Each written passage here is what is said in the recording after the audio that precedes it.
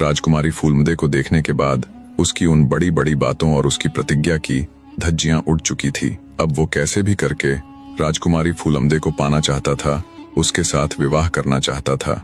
राजकुमारी फूलमदे के जाने के बाद उसने जैसे तैसे करके अपनी रात काटी।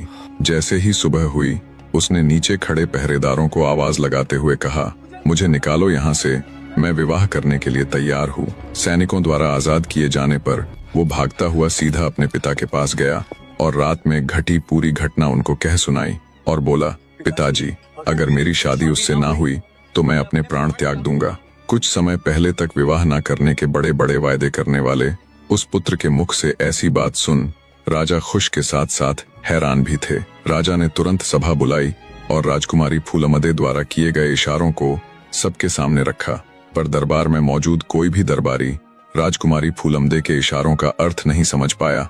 आखिरकार राजा ने संपूर्ण नगर में घोषणा करवा दी कि जो कोई राजकुमारी के इशारों का सही अर्थ समझा पाएगा वो उसे बहुत बड़े इनाम से नवाजेंगे। घोषणा के बाद जो कोई भी अपनी समझ के अनुसार राजकुमारी के इशारों का अर्थ बताता, उसे वैसा ही इनाम दे दिया जाता।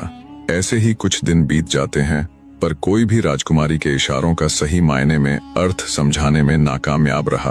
फिर एक दिन गांव का एक देहाती गंजा अपने भैंसे पर बैठकर नगर में आता है। दोस्तों, जिसने सिर पर सेव किया हो या जिसके बाल ना हो, गांव देहात में उसे गंजा कह दिया जाता है। तो जब